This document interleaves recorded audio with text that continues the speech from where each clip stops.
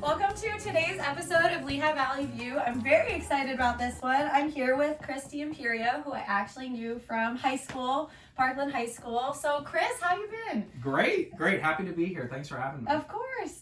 So Chris reached out to me actually after listening to my first episode and said that I did a nice job. Hopefully he still means that. Chris reached out to me about my podcast and offered to be on, so I signed him right up because we're still in baby operation phases. So Chris, give me a little bit of your background. Just start from the beginning, and I'll chat with you from there. Yeah. So, Christy Imperio, Ashleigh and I have known each other for almost like 10, 12 years since our high school days. Super involved in a lot of aspects of community from a personal standpoint, professional standpoint. Ashleigh and I actually met doing theater and being involved in music and the arts, which is absolutely wonderful. And that has translated to my adult life as a big stress reliever. And my wife's also heavily involved in it too. So we have a big community in terms of being involved in local shows and choirs and things like that. And then in my professional work, I serve as the Director of Corporate Partnerships for Elizabethtown College out in Lancaster County. Where literally my job is to engage with corporations, community members to build relationships, build community, and essentially build opportunities in education for folks who need professional development, populations that are underserved, you name it. So yeah. So how did you get into this work? Talk to me through your whole educational background. If you don't mind, or we can skip pieces that we don't like. Yeah, so it's a bit of a long story. So being involved in high school theater, one of my dreams at the time, which is it feels like another lifetime ago. Is I really wanted to be. Isn't it funny to look back at dreams you had and be like, oh well, I wanted to do that. Yeah, and then you cringe a little bit. Yes, you're yes. Why did I want to do that? Yes. Anyway, continue. So I really wanted to be a high school choir director. Okay. And I wanted to be involved in. See, I don't even think I knew that you wanted to be a high school choir director. Wow.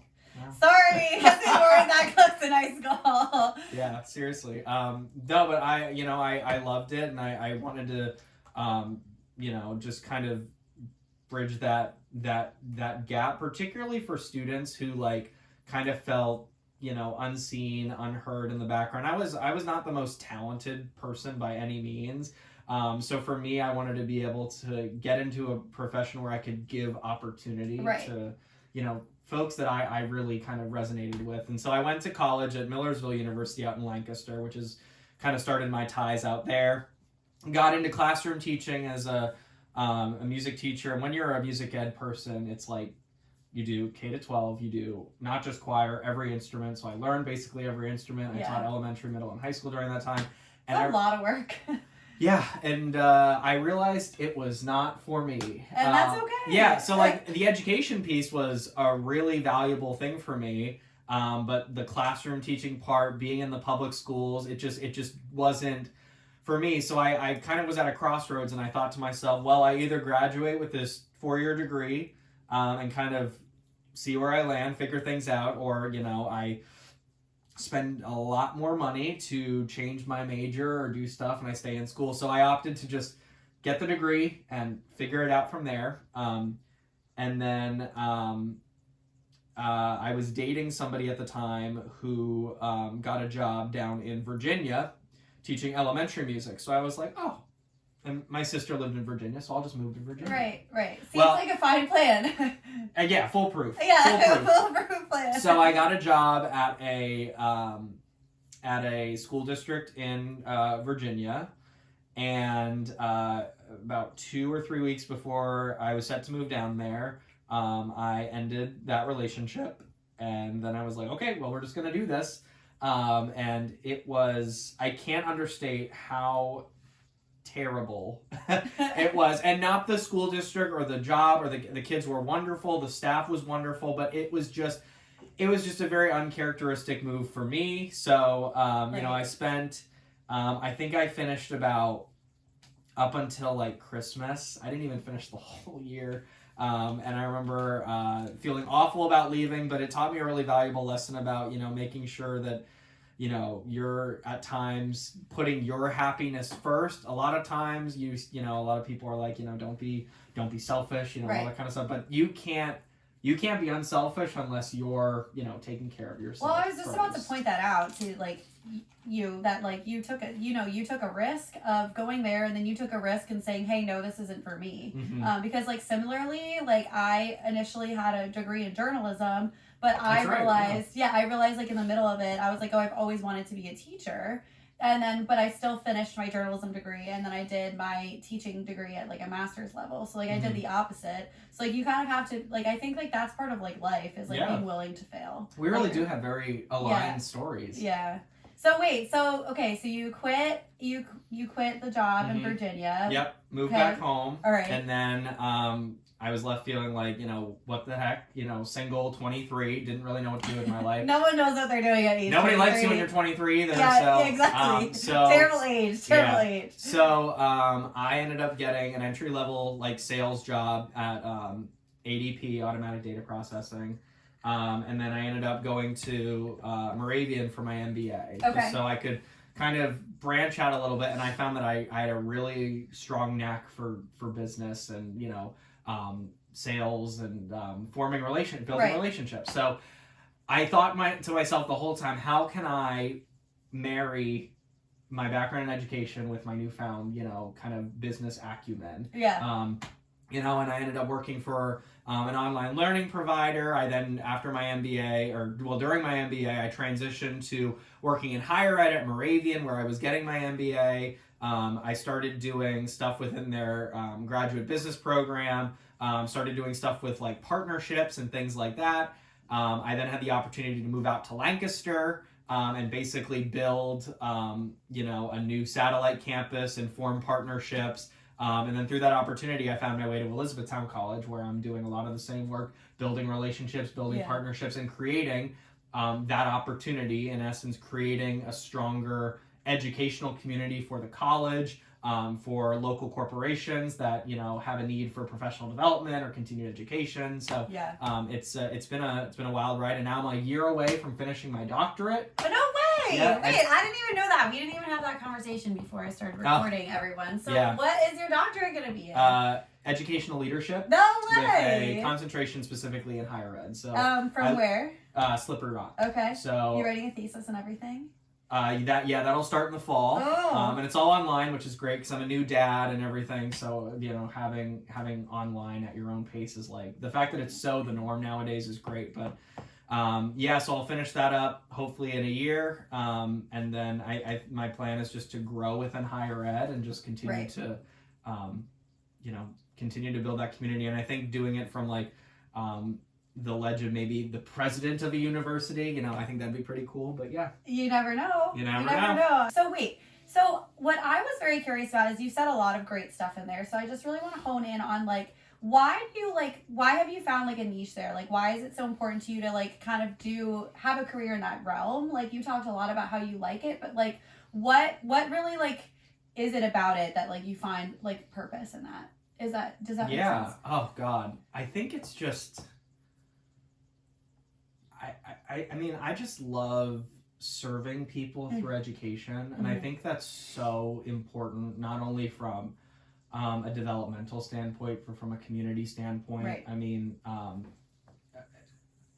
I think for me, the more well-rounded and educated our society and community can be, the more empathetic and accepting of a community we can be, and two, we can be more innovative. I mean, the world is moving quickly. There's a lot of technological advancements happening. So how can we be on the forefront to continue to create opportunities for the next generation? Conversely, what about folks that might not have the opportunity to go to college? How do we break down those barriers and open the eyes of kids that you're teaching, the kids that you're teaching, that there is value in continued education, and it doesn't have to look just like higher ed.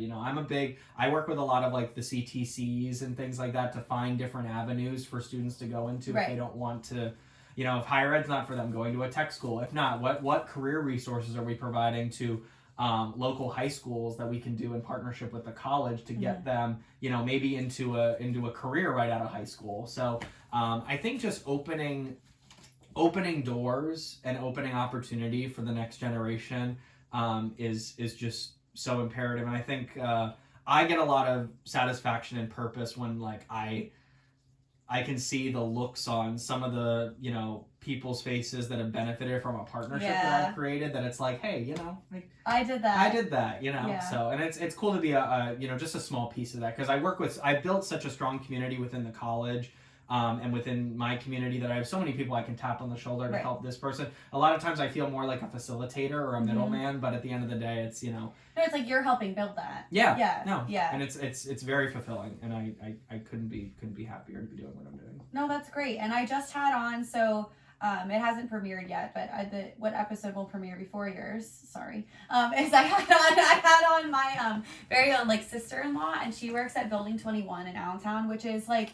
So Allentown Area School District has William Allen High School, Deer High School, and then they have Building 21, which is like a competency-based high school. And she said it's just a different way, like she was explaining, it's just like a different way of like educating within the Allentown School District. So it's not as grade-based, it's like competency-based, like can you meet these certain criteria before like moving on. And it's sort of exactly what you're describing, just like different ways of educating, different ways of like getting kids like, you know, involved in a different way and like schooling. And I think that's so important, because it's like it's 2025. We don't live in a society anymore that's like one size fits all. Like you go to college, you become a doctor, you go to, you know, like there's a lot of different avenues. And I think that like we're trying to like, you know, hopefully we're going to change that as like a society and a culture of like, you know, there's a lot of different paths, but like at the end of the day, I think you and I probably agree, and that one of the most valuable things you can have is an education 100%. And bettering yourself 100%. In some way. And that education doesn't have to look, like to your point, it's not a one size fits all. That education doesn't need to look the same. I mean, you go back to the whole adage of like book smart versus street smarts, which I hate those terms, but like, there's so much value in just educating yourself on something, particularly that you're passionate about. You know, if you're passionate about, you know, medicine, study medicine. If you're passionate about working on cars, study cars. You know, just anything to better yourself and better your community. Right.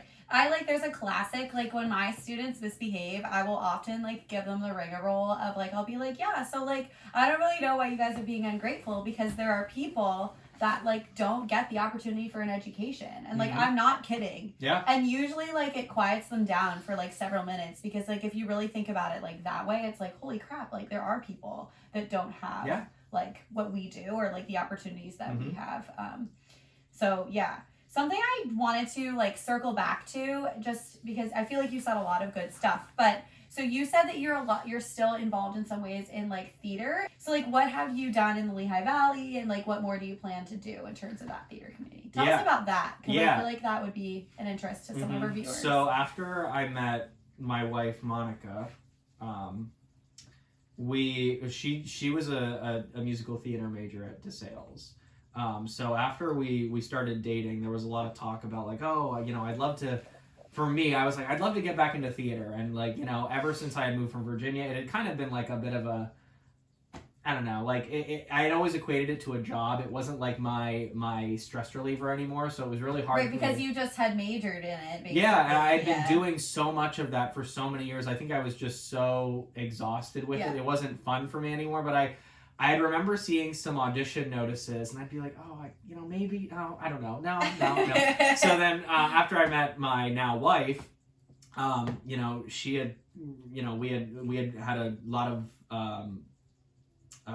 of bonding over theater, and we ended up going out for a production at the Pennsylvania Playhouse. Shout out to the Pennsylvania Playhouse. Sponsor me.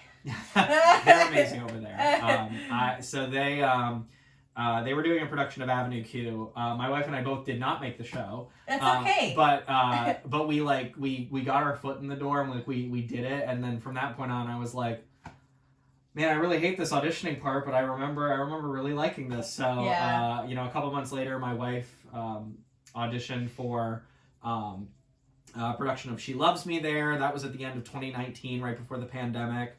I auditioned for a play because, you know, I've always been kind of self-conscious about like even though I majored in it, I've always been very self-conscious about my musical ability. So I was like, let me just like dip my toe back in with a play. So I did a play right before the pandemic hit, and then it was like, great, right when we like A, got engaged, and B, started doing theater again. We can't do anything. Yeah. And Wait, then, what play were you in? Biloxi Blues. It's a Neil Simon play. I've never heard of that one. Yeah, it was a good time, and then right after, like, as we were coming out of the pandemic, like right around Monica and I's wedding, they were doing a production of A Gentleman's Guide to Love and Murder, which is one of my favorite musicals. Yeah. And I don't know if you know that show. I don't. So Chris and I like know each other from like theater and music related stuff, but I would say that like I loved it, but I'm not one of those like I don't like have a huge like knowledge of like all these shows. So sorry. Apologies. Apologies. I don't really either, but like the thing with this show, and if any of my theater friends hear me talking about this, I'm sorry because I talk about this show all the time because I'm really proud of it. No. Yeah. Hey, this is in the Lehigh Valley too. Yeah. But so it was a production of Gentleman's Guide to Love and Murder. So it's basically just about this guy who his mother dies, and he finds out that he's actually like the heir to this big fortune. Okay. And he's like the ninth in line to get it. Yeah. So he starts to befriend the family, and the family's a bunch of like jerks, and they basically just shun him like they shunned his mom. And then he's basically like, okay, well, like, if you're not gonna be nice to me and give it to me, I'm just gonna kill all you guys. Hey! And it's a comedy. It's a comedy. I did not realize that's what. I mean, that makes sense. Yeah. How you've described it that way, but like. And then one of the roles, the kind of the niche role in that show is one actor plays all the different members of the family, those 8 family members that he kills, and that's the role I played. No way. So that was really fun. So you play all the. I played all 8. I played you know, angry elderly men.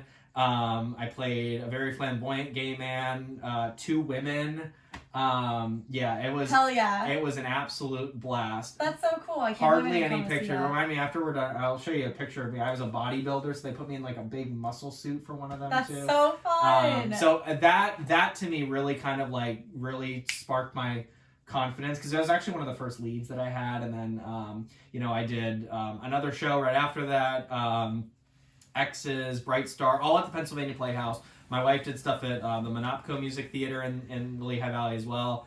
And now we're out in Lancaster now, so we're doing a lot of stuff out in like the Lancaster theater community. But you know, if somebody did the right show, I'd totally be willing to drive an hour and a half. If somebody did the right show, somebody did the right show, and I was able to play the role I wanted.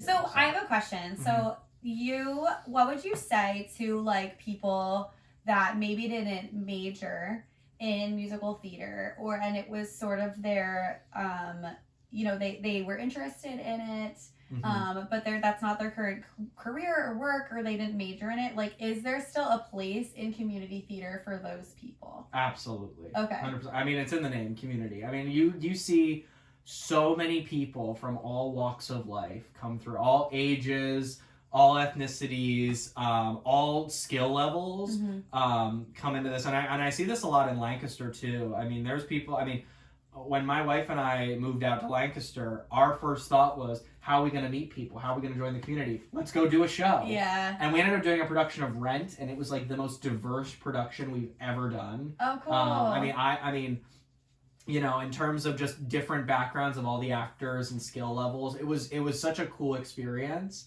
So yeah, absolutely. In community theater, you know, if somebody's got the kind of the itch, there's always a place. There's always a place in that space. Right. I feel like sometimes like we went to a high school where it was like very, very competitive. We went to a very big high school, and I feel like a lot of people felt, I feel like we could debrief about that on a separate episode in itself, but are you saying you're gonna have me back? If you want to. But anyway, I just feel like, you know, some people felt like discouraged if you didn't necessarily make a show, or they felt like you weren't talented enough. But I think that like maybe what I'm gathering you saying is like that's the whole point of like community theater, is engaging like a whole community a little bit more. And I feel like, is it wrong of me to assume that like places like the Pennsylvania Playhouse or other local theater communities, like, are there other ways to like get involved if you're not in like a cast? 100%. Yeah. Okay, I mean, can you elaborate a little bit? Yeah, whether it's backstage stuff, production stuff, ushering, working concessions, being a board member. So I've been a board member at that theater.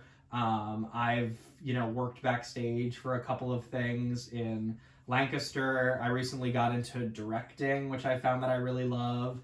So yeah, there's a ton of opportunities, and something I don't talk about a lot too is I'm also like an amateur writer. So I wrote a play a little while ago, and I thought it was good enough to get it up on its feet, put it on stage, and one of the theaters I'm really involved with in Lancaster, they read it and they're like, we're a community theater. We want to showcase our community in these writers. So they're gonna look to put it up in the near future. Thank you. Yeah, that's like you should have started with that. Like, I'm about to be a famous playwright. You heard it here first. That's so cool. Yeah, it's cool. Yeah. Good for you. Congratulations. Yeah, so thank you. So the long and short of it is, I think the words community and opportunity are synonymous with each other, whether it's, theater or anything else. So, right. Thinking about our high school experience, it's like night and day. Completely different. Night and day. Yeah, and I feel like that's something like as an adult, you have to almost like rediscover all these hobbies or like a certain like love for things that you used to do. So like I like theater a lot as well, but I feel like I really loved singing. Like, that's, like, my number one. Like, if you ask me in the arts realm, like, what is your, like, number one thing? For me, it's, like, singing. So, like, I rediscovered, like, the Lehigh Valley Chorale and, like, my love for singing. And, like, I love it. It's so fun. Non-pressure. Like, I even made, like, a smaller audition group within that group. And it's, like, it was just, good. like, it wasn't stressful at all. I was like, wow, like, I love this. And it's, like, I just feel like I belong to something again. So, like, I feel like that's also the point of me starting this podcast is like a lot of community exists like in the Lehigh Valley, but it's like sometimes you just have to like find it a little bit. Like there's a lot of great things going on, but I feel like sometimes we just don't hear about it.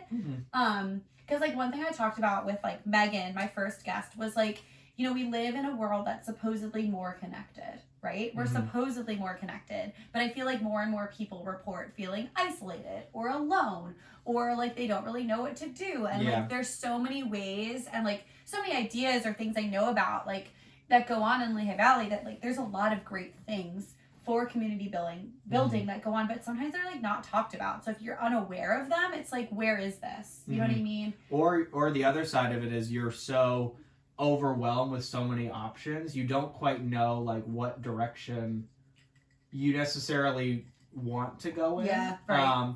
And to your point, like sometimes when you're we're supposed to be more connected because we have so many different avenues to connect, but sometimes all that becomes super overwhelming and it's like, well, where is my place? Yeah. Like what path do I go down and what is my what is my thing? Right. So I think a big part of it too is first of all knowing yourself, like understanding, who you are as a person, what are your strengths, what are your weaknesses, what makes you tick, what makes you happy, what makes you feel fulfilled, and then finding something that aligns with those core values of yourself as a person. Right.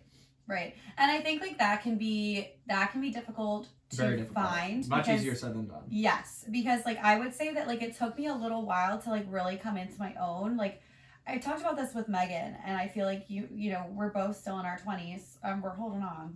I'm creeping up there. How You're saying I'm still in my 20s? I thought you were. I'm 30. You're 30? When did you turn 30? November. Oh my God, never I correct that. Thanks for thinking I still look 20. You do. But I feel like your 20s, like, I don't know if you would agree or disagree with this. I think your 20s can feel really isolating for some people. So, like, takes a while to, like, rediscover your hobbies. Like, it took me a long time to, like, really, I feel like, come into myself and, like, be more comfortable with, like, who I am and, like, what I like to do. Yeah, I was really fortunate. We talked about this. Are you sure you're 30? I'm pretty sure. Oh, my God. We're getting so old. I'm pretty sure. Because it's funny because most of our memories with each other were from when I was like 18 and you were like 16 or something. Yes. Ugh. So yeah. I agree. I agree very much so with that sentiment. I'm fortunate enough that I got really lucky because we talked offline a little bit.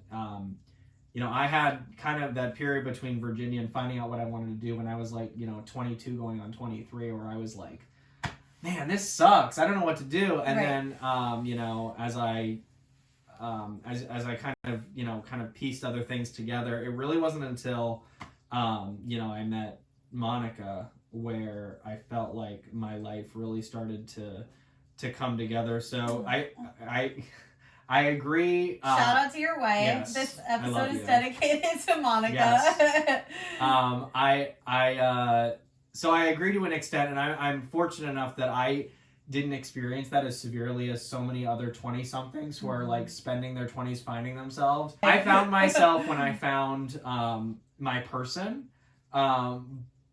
But I think when you find yourself in your 20s, it's not necessarily about finding your person. It's about finding just something that gives you meaning and fulfillment and purpose, whether that's, something in your community, family, a girlfriend, a boyfriend, it could be anything. So, yes, that's a long way of saying I do agree with that sentiment. And I'm very fortunate that I was lucky enough to find my person, so I didn't have to go through so much of that 20-something nebulous as a lot of other people. Right, just to make sure our viewers know that it doesn't always happen that way. No, I think I'm a bit of an outlier, so I'm probably gonna get, the viewers are probably gonna be like, oh, get this guy out of here, I hate him so much, because, ugh.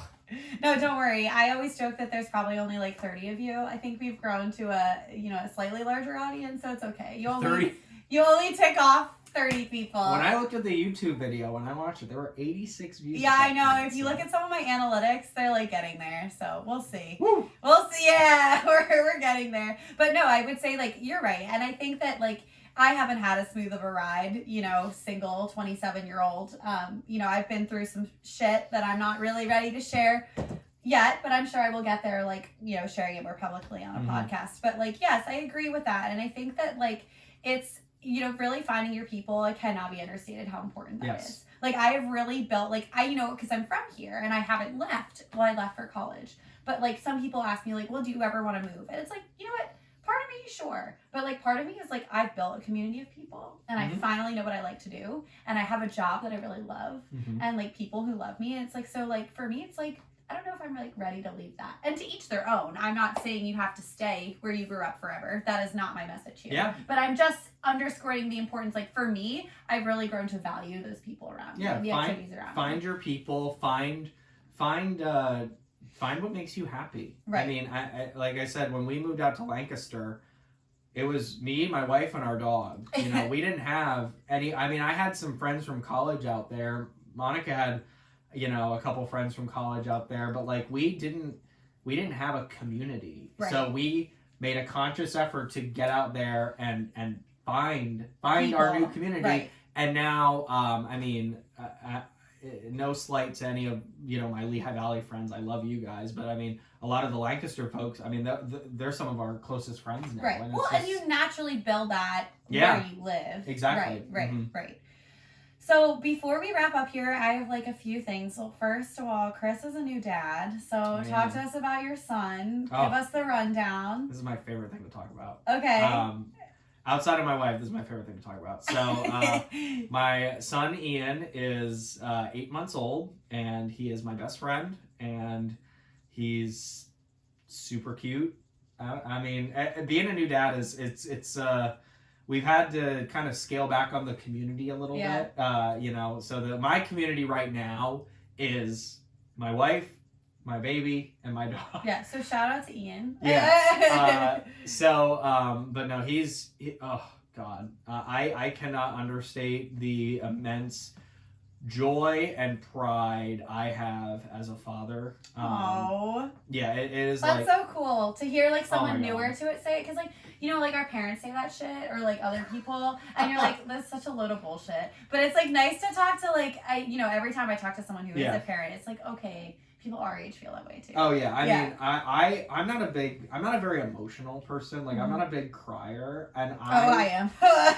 So is my wife. Yeah. But I wept like a baby the first time I held my son. It was just, I mean, and actually, a couple weeks ago when Penn State lost in the college football playoffs. Sorry. Yeah, it's fine. There's always next year. But so my son and I, Ian, we got Ian a bunch of Penn State stuff, and we're taking pictures of us in our Penn State stuff. And I'm getting emotional because I'm just thinking about my wife and I always say, we just want him to be a good human. He can be whoever he wants to be. Just be a good human. So if he doesn't take to my fandom craziness, he'll put up with it growing up. But if he doesn't take to it, he can go his own direction. Exactly right. But it's those thoughts of giving him the opportunity to go to games and bonding with him over that. It just you're excited. It's so cool. Yeah, you're excited. It's so cool. And I think the best part, in those days where we're really missing our theater people and community, because we can't do a lot of shows right now. Mm-hmm. Or if one of us goes to do a show, it's all hands on deck for the other one to stay home. But what makes it all so worth it is just now he's really emoting. So looking at him in the eyes, meeting his eyes, and just seeing him just light up when he sees my face or my wife's face. Yeah. Oh my God. That's so cool. I could gush about my son forever, but he's the best. And yeah. Well, congratulations. I can't wait to follow your little family journey, new path here. Yeah. But so before I totally cut you completely off, I always have 4 questions. I developed this recently that I want to ask you before you leave. So just to kind of round out the community theme. So the first question is, who is someone in your circle that you met in an unexpected way or in an unexpected time? Ooh, that's a good question. I'm going to shout out my buddy Jack Miller.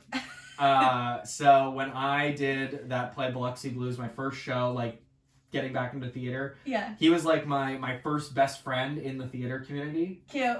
So of course and I kind of expected to make friends, but I don't know, when you're in your 20s, I feel it's so weird to make friends. So it's hey, and we're Monica, adults. Monica and I are living together at that point. And I remember it was maybe the second or third rehearsal, I found out Jack was a big Penn State fan too, so we talked about that. I drive home and I go to Monica and I go, I made a friend today. Aww. So and I'd also say in the same vein, in the Lancaster community, I would say shout out to Val, because Val and I, we did a show together, and you were my first new friend in a show that I was very hesitant doing. So yeah, I would say those are my 2 kind of unexpected but so welcomed community people. Yeah. How about who do you always go to when you are having a problem? Who's your person that you go to with anything? Your go-to? I think I know what this answer is going to be. My wife. Yeah. Okay. I always say. Well, and then I go to her, and then in classic man fashion, I half listen or don't listen, and then I'm no, but I think this is the right way to go. And then, I love that you admit that. Well, that was great. Yeah, and then it won't go right, surprisingly, and then I'm if I just listen to you all the time, 100% of the time, my life would be so much easier. Oh my goodness! I know. This is healing girlies everywhere. Yeah, so I'm gonna need you to say that twice. That's the. I'm gonna need you to say that one more time. Just kidding. Yeah. Listen to your wives; they know best. What is a local Lehigh Valley business that you're a regular at or that you really love? I'm gonna shout out the Pennsylvania Playhouse. They're not, they're a nonprofit organization, but I've had a lot of fulfillment from being a part of that theater community and involvement with them. I cannot wait to get back up on your stage or be an audience member again in that theater soon. So many great memories, and hopefully They'll drive an hour and a half. That's for the right show. That's what he said. But yeah, and hopefully when my kid's a little older too. But then we can do shows together and I can bring them along. So, cool. But shout out that organization. If you haven't seen a show there or you're thinking about getting involved in theater, I can't think of a better theater and there's a lot of great theaters in this area. But that's just one you feel drawn to. That is the theater that I would highly recommend to anybody. Awesome. Mm-hmm. And then final question: who is in your community or who is someone in your community that you would think would be good to come on this podcast? Ooh, in the Lehigh Valley. Yeah. There's 2 people I'll mention. Okay. So the first one is Brett Oliveira. Shout out to you, Brett. He's a good friend of mine who does a lot of the tech stuff for the Playhouse. He also does a lot of the tech stuff at NCC. So he has a really strong foothold in the theater community, local colleges and things like that. So he's a super awesome guy. So I would he would have a lot of really good insight into this topic in particular. The other person I'd recommend is actually a really good friend of me and Monica's. Her name is Bethany. Okay. She's a transplant from Lancaster County who actually moved to the Lehigh Valley. Oh, and nice. as she moved here, Welcome. me and Monica moved away. Aww, so you missed her. We did, yeah. But she has gotten, she's lived in downtown Allentown. She's you know, she has a lot of really cool stories, you know, going from Lancaster to out here and finding a community specifically here.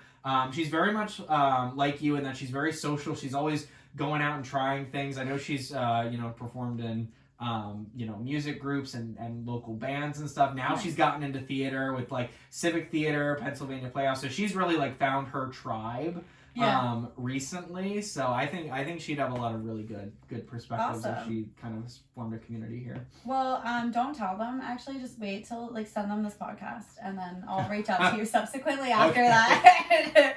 But sounds good. Anyway, Chris, I don't know if you have any like last thoughts or something you wanted to like say on like while we're still, you know, on air, but yeah, I just thank you so much for having me and doing this. I think community is a topic that needs to be talked about. I feel like now more so than ever.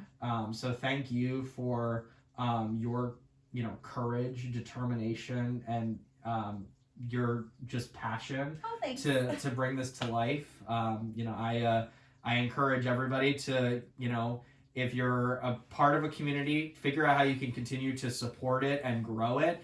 And if you're looking for a community, you know, there's so many people that are welcoming with open arms. And coming from somebody who's been in the Lehigh Valley and Lancaster and a bunch of different places, there's always people open and ready to welcome new people in. So and you're like evidence of that. Yeah. Well, thank you guys for tuning in today. As usual, please make sure that you subscribe to my YouTube. You're following me on Instagram at Lehigh Valley View. And, of course, DM us if you want to be on the pod. Thanks so much, Chris. Thank you.